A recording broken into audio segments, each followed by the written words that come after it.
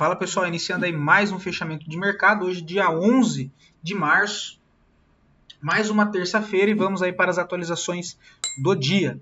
Lembrando, se você ainda não é inscrito no canal, inscreva-se aqui embaixo e caso goste do conteúdo, considere aí deixar o seu like, porque ajuda muito o meu trabalho aqui desse lado. Mais uma vez, perdão pelo cenário, tá pessoal? Vou repetir, porque eu não sei se todo mundo aqui assiste todas as vezes, enfim, aparece alguém novo.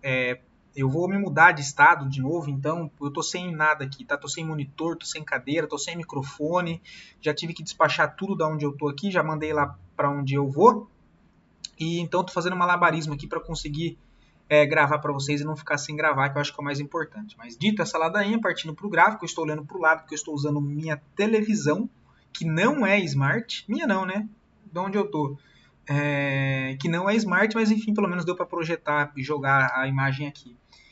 Pessoal, Ibovespa hoje feio, tá? Eu ia até mandar a imagem lá no grupo nosso do Telegram, mas acabei não mandando, né? Mas, cara, agora eu tô gravando aqui um pouco antes do fechamento do pregão, tem que ver como é que vai ser feito o fechamento, mas ele ameaçou perder o fundo, né? Então, desenhando aquela possibilidade do segundo cenário que eu comentei com vocês. Qual que era o primeiro?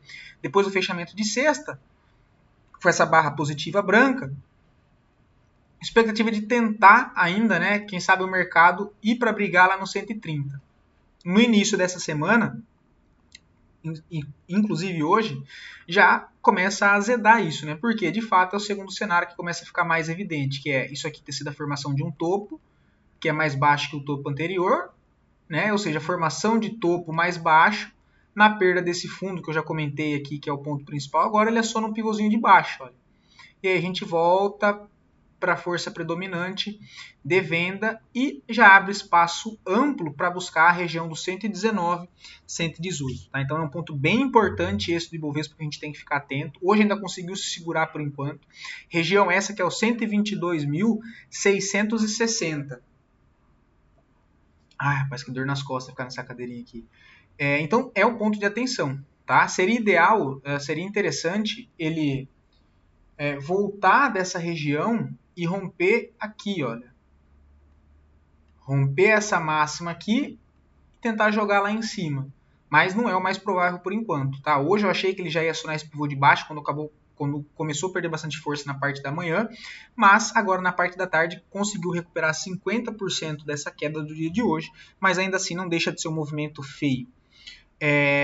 O que importa é que a gente olhando as ações, o comportamento das ações no dia de hoje foi um comportamento mais negativo do que positivo. Tá? Então ainda volta a pesar mais a força vendedora. Por que eu falo isso? Quando a gente comenta de possibilidade de compra, eu até falei para vocês no vídeo de sábado que minha expectativa para essa semana era um pouco mais positiva dado o fechamento de sexta, mas que tinha esse cenário que era a possibilidade de deixar esse topo descendente. Porém, hoje a gente vê que quando a gente tenta fazer uma movimentação de alta, aquele movimento arrastando, não tem muito volume, mas faz um movimento de alta. Né? Faz muita força para conseguir fazer um leve movimento de alta. Quando a gente vê uma pressão vendedora, é ao contrário, a gente vê muito mais agressão em pouco tempo, ou seja, uma barra só, muito mais agressão vendedora do que quando ele faz força para subir, ou seja, então força predominante vendedora, que é o que a gente está vendo. A gente tenta se recuperar fazendo um movimento de alta, a gente faz muito esforço e o preço não consegue fazer um pivô de alta, não consegue brigar na resistência, entende? É isso que eu estou querendo dizer. E agora, quando a gente faz uma movimentação de baixa, ele já desenha o contexto muito mais favorável para continuar a movimentação de queda. Igual essa possibilidade de fato de ter sido um topo descendente e ele pivotar para baixo. Olhando a maioria das ações trabalhando com viés mais negativo, e isso que eu comentei da pressão vendedora não é só para o Ibovespa, mas eu quis dizer de uma maneira geral na maioria das ações nossas, ok? Que a gente vê trabalhando com mais força ainda na ponta negativa, é quando faz o movimento de alta, aquele movimento nhanho, né? Movimento xoxo. Olhando isso, olhando o dólar, segue totalmente lateral, não tem nada para fazer, atenção só nas extremidades dessa congestão, que é o suporte no 5.730 e resistência lá em cima no 5.950. Por enquanto segue lateral, não tem que ficar atento em nenhuma dessas duas extremidades. Partindo lá fora, a gente vê o S&P hoje continua caindo, tá pessoal? O volume de venda acima acima da média, tá? Tá uma briga lá entre o Trump e o Powell, né, que é o presidente do Fed. Um quer cortar taxa, quer descer juros, o outro não tá querendo, enfim. Tá tá um rebuliço lá e isso tudo acaba... Não só isso, tá? Tem muito mais coisas envolvidas, mas fica um cenário tenso, isso gera incerteza, e incerteza é tudo que o mercado de renda variável não quer. Beleza? Então isso acaba conturbando os investidores, principalmente lá fora, né, por conta de incerteza, geralmente aonde os Estados Unidos, que é um país que não tem muitas incertezas políticas e econômicas, e quando surge esse sentimento, acaba tendo uma agressividade muito maior por se tratar dos Estados Unidos, né? Não é igual ao nosso país aqui, que faz tempo que ninguém tem esperança política e nem aquela sensação de incerteza no mercado. Pelo contrário, né, que é normal a incerteza no mercado, incerteza política, enfim. Então isso, apesar de abalar o mercado, não abala com tanta agressividade quanto isso acontece em algum lugar que isso não é esperado, o que entra no cenário de uma certa surpresa. Tá? Então isso deixa um pouco assustado. Tá? Mas o S&P ele ainda segue para baixo. Próxima zona de fundo forte é lá a zona dos 5.400. Tá? Vamos ver se ele consegue segurar aqui. Se consegue até o final dessa semana, na sexta-feira, voltar a negociar pelo menos acima desse último fundo aqui embaixo. Olha, que é um fundo importante, mas ele nem parou. Ele respeitou um candle e depois já abriu com gap de baixa de novo. Tá?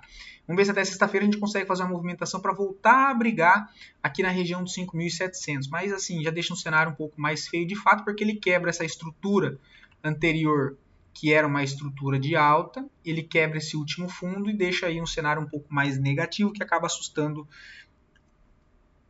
indiretamente todos os outros setores, todos os outros mercados e economias dos países ali emergentes também junto. Tá? O índice da Nasdaq hoje um pouco mais contido a queda, né, de 0,20, também é mesmo contexto do Ibovespa. Vamos ver se até o final de semana ele consegue voltar a negociar, né, fazer os fechamentos acima dessa região de zona de suporte que foi perdida, que fica um cenário menos feio, tá? Apesar de já ter deixado o viés de curto prazo agora mais negativo, beleza? O petróleo segue lá em cima da zona de suporte que a gente comentou dos $70, né? Uma zona de suporte aqui de congestão, abaixo disso mira a região de $65. O minério de ferro segue também um cenário aqui bem mais congestionado, né? Não tem nada muito interessante aqui para a gente observar, segue aqui trabalhando totalmente lateral. O DXY perde fundo, né? Que é uma zona de suporte forte, essa dos $103, tá? Tá esticado da média, mas ainda segue caindo. Tá? Mas aquilo que eu comentei, é muito mais provável que ele fique aqui e crie uma congestão até a média se aproximar do preço, né, que é aquele movimento mais lateral, ou faça uma movimentação de contratendência aqui de correção. Tá? Mas por enquanto, tecnicamente, não tem nada interessante no DXY. O DAX segue a correção, perdendo o fundo prévio aqui e média móvel de 20, ele abre espaço para voltar a buscar a média móvel de 50.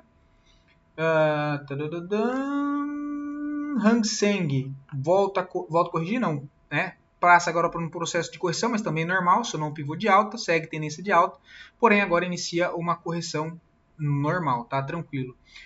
O índice da Rússia também aqui ainda está travado, não acionou nem pivô de alta nem de baixo, está lateral. O Dow Jones, deixa eu tirar essas médias, tem muita coisa no gráfico. Também é importante que até sexta-feira ele consiga voltar a negociar acima desse último fundo perdido dos 41.910, mas já segue um cenário também mais negativo, seguindo ali o S&P 500 e o Nasdaq. Tá um cenário mais feio também para o Dow Jones, que é um setor que tem bastante peso lá fora também, que é o industrial, né? Não como o Nasdaq, que é de tecnologia, mas também é um índice muito importante. Se não me falha a memória, e eu não estiver falando besteira, eu acho que o índice Dow Jones ele é mais antigo do que o Nasdaq. Tá? O ouro, hoje uma alta de 1%, mas ainda segue lateral, está com cara de estar formando aqui, consolidando um novo fundo nessa região dos 2.800 para tentar um novo pivô de alta. Segue tendência bonita, né? Média móvel de 20 já se aproximou do preço, média móvel de 50 começa a se aproximar também do preço nesse processo de formação de fundo e abre expectativa que ele ganhe fôlego ainda para continuar essa forte movimentação de alta, que inclusive um bonito movimento. Próximo alvo é os 3.030 dólares. Tá?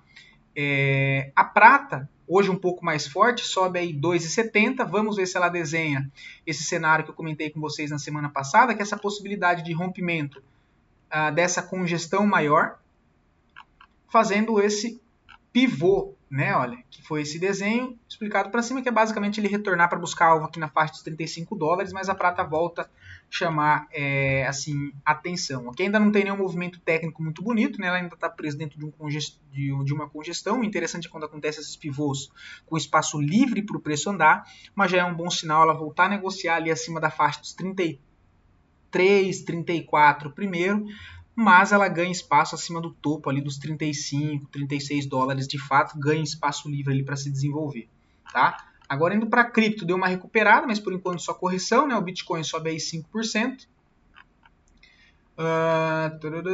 Tem próxima zona de suporte agora lá embaixo, nos 73 mil dólares, e depois na faixa dos 67, por enquanto corrigindo, o movimento de ontem, né, de queda. Temos Ethereum também corrigindo, o que eu falei para o S&P, para o Nasdaq, também seria interessante a gente ver o Ethereum até o fechamento da semana, que diferentemente dos índices que fecham na sexta-feira, e as criptos não, né, é 24/7, mas a barra semanal ela fecha no domingo às 21 horas da noite. Então é interessante que até domingo, 21 horas da noite, o preço do Ethereum consiga negociar acima dos 2.200, dos 2.300, seria já interessante. Por quê? Ele perde essa zona de suporte, que é uma zona de suporte bem importante para o Ethereum, que é essa faixa aqui até o limite dos 1.900, que é linha de tendência de alta de médio prazo, né? Tem mais a zona de suportes aqui para cima também, enfim, uma região de confluência de suporte que é muito forte, que é importante, mas não conseguiu segurar muito o preço, tá? O que de certa maneira é preocupante. Mas, como eu disse, é interessante que até no domingo ele consiga voltar a negociar aqui. Porque se ele perde esse fundo e volta a negociar acima dele, entra aquele contexto que eu sempre comento, principalmente nas ações, que é quando a gente rompe uma região e volta a negociar acima, tem a possibilidade dele frustrar aquela primeira tentativa e tentar reverter o movimento. Mas não é o mais provável nesse momento, até porque, de novo, se, né, para quem já me acompanha aqui mais tempo, apesar de toda essa queda, de todo esse susto de curto prazo, ainda está dentro daquele plano nosso, olhando o Bitcoin, que é o nosso parâmetro principal de mercado cripto. Tá? Ou seja, se o Bitcoin sobe, ele gera expectativa positiva indiretamente para todo o mercado de cripto. Se ele cai, ele gera uma expectativa um pouco mais negativa, um pouco não, mas uma sensação mais negativa dentro do mercado cripto, e isso acaba também, da mesma maneira que joga os ativos para cima, quando o Bitcoin faz uma movimentação mais forte para baixo, um sentimento mais negativo do mercado, as altcoins que são criptos com capitalização de mercado menor sofrem muito menos, beleza?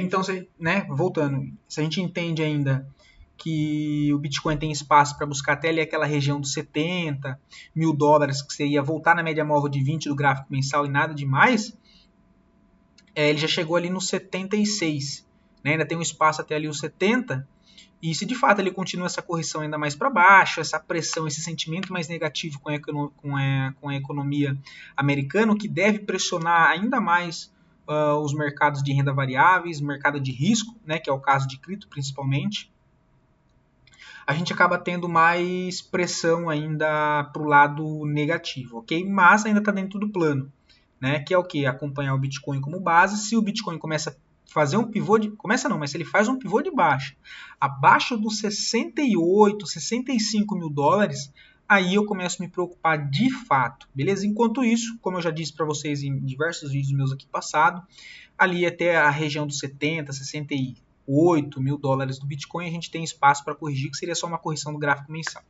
beleza? Mas que de fato a volatilidade um pouco mais ampla das altcoins ela acaba assustando no curto prazo, ok? Polkadot ainda segue lá naquela região de suporte, né? Testando a extremidade daquela região, olha, 3,66, que é essa correção, essa congestão, perdão, com range amplo, né? A VAX está na região também da extremidade desse suporte, dos R$17. Ainda assim, pessoal, de novo, esse cenário dos Estados Unidos, ele de certa forma, ele preocupa, de fato, mas não está muito no nosso controle.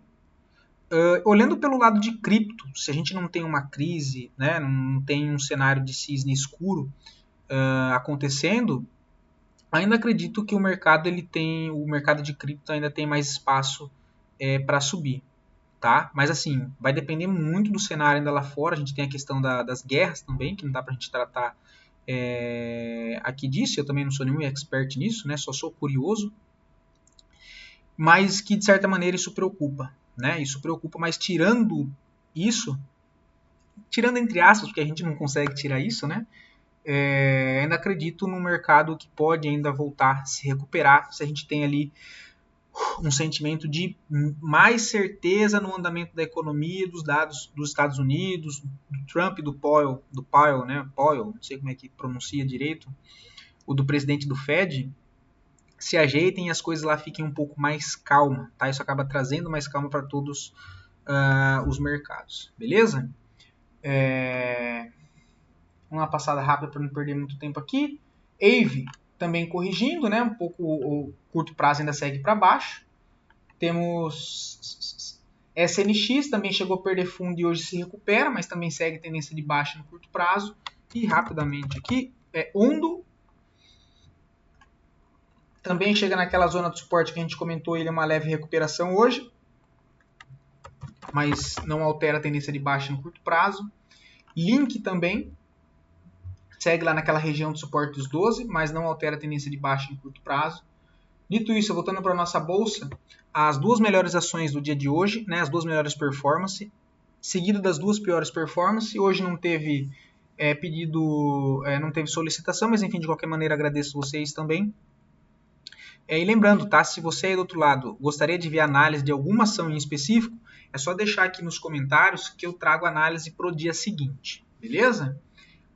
Local Web, tá? Uma alta aí de 3%, nada demais. O papel ainda segue trabalhando numa tendência de baixa. Amanhã perdeu a mínima, tem uma venda, né? Que é aquela venda de correção. Então ele vem, se afasta da média móvel de 9, faz o pivô de baixa e volta a corrigir na 9.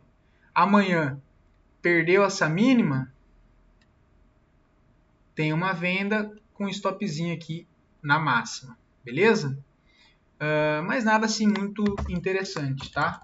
Não gosto muito dessas vendas pelo gráfico diário, quando o gráfico semanal está esticado da média móvel de 9, ok? Eu particularmente não gosto, então assim, não é uma venda que eu faria, tá? Apesar de ter o contexto técnico no diário, quando o gráfico semanal está longe da 9, eu não me sinto muito confortável em operar. Viva 3, que a gente comentou de possibilidade de uma venda, né? Olha, se ela fizesse essa correção, porque estava distante da 9, só que aqui no gráfico diário, ainda não deu venda, né? Pelo contrário, está virando para cima, já desarma os setups de venda, porque a média móvel de 9 começa a virar para cima. Se vira a média móvel de 20 ali para cima, aí descarta os setups de venda baseado nisso, tá? Mas ainda não altera a tendência de baixa, só que aqui não tem muito o que fazer, né? Nem compra e nem venda. Pomo 4 cai forte hoje, né? Eu também tradezinho de correção. Deixa eu tirar isso aqui. Né? Olha, ele vem, perde esse fundo, perde esse contexto de fundo, corrige aqui, olha, essa barra branca, na onde? Média móvel de 9, e aqui ainda tem um apoio da 200 e a 20 próxima, olha. Ele não rompeu a máxima dessa barra e voltou para perder mínima, você tem uma venda. Venda na mínima, o stop na máxima dessa barra, que é o trade de correção na 9. Olha. Tá vendo? É um cenário bem bonito. E aí a gente cai aqui num vazio gráfico de Pomo 4, que traz o papel agora com essa queda de hoje para alvo lá na região dos 6,35. Tá? Inclusive trabalhando aqui na região de vazio gráfico, que foi, eu comentei com vocês, se não me falha a memória, no vídeo de sábado mesmo. Tá? Se perdesse essa região aqui, da faixa ali dos R$7, abre espaço para buscar 6,35, trabalhando numa zona de vazio gráfico. Se não, segura no 6,35, próximo alvo 5,61. Tá? Mas o contexto está bem bonito de Pomo 4, tá um cenário ali bem alinhado agora para baixo, com espaço para andar. Tá? Deu uma bonita venda hoje, inclusive. E agora não teve mais solicitação, foram só esses ativos. Só para a gente dar uma olhada, olha, a maioria dos papéis hoje trabalhando de forma negativa, tá, pessoal? O DIR 3 que eu comentei de venda com vocês, aqui em cima, olha, né, chegou a andar 8% e agora já congestionou, né? Que era mais a favor lá do tempo gráfico, era do diário, né, do semanal. Aqui em cima chegou a andar, agora também está travado, não tem muita coisa. O que está subindo forte é CPFE3, olha. Caraca, eu coloquei essa tranqueira aqui na minha carteira para os clientes 2 semanas atrás. Ela acionou, foi aqui, olha, acionou, andou aqui meio lateral, e foi a semana do carnaval, para não dormir posicionado nem nada, a gente finalizou. Depois o papel saiu cantando pneu e não deu mais para pegar, né? Mas sobe bem bonito. O setor elétrico aí chamando atenção. Eu comentei que CPFE seria interessante pelo gráfico mensal, né? Por isso buscando a entrada lá no gráfico diário nessa virada de mês, tá? Olha lá, foi gráfico mensal. O papel passou congestionado aí basicamente 1 ano ou mais trabalhando lateral em topo, né? E agora aciona esse pivô depois da congestão, o que traz uma expectativa do papel entregar um movimento mais direcional para cima de novo, tendo que CPF3 nos últimos anos, né, no último ano e meio, é um papel que trabalhava muito congestionado, inclusive acho que eu não peguei nenhuma operação, nunca dei operação em CPF3, que era um ativo que trabalha mais congestionado, sem muita volatilidade, mas que agora rompendo e acionando esse pivô pelo gráfico mensal, traz a expectativa do gráfico começar a alinhar e ficar mais direcionado para cima, o que torna o ativo mais interessante para deixar no radar novamente com o passar das semanas agora novamente. Beleza? Bom, vou ficando por aqui, espero poder ter ajudado vocês aí com mais esse conteúdo. Qualquer dúvida, fico sempre à disposição lá pelo meu Instagram, que é Murilo com 2i Invest, que eu também não estou conseguindo mostrar aqui para vocês para facilitar um pouco minha vida fazendo esse malabarismo aqui. Mas enfim, fico sempre à disposição de vocês. Valeu, muito obrigado, um abração, fiquem com Deus e até o próximo vídeo.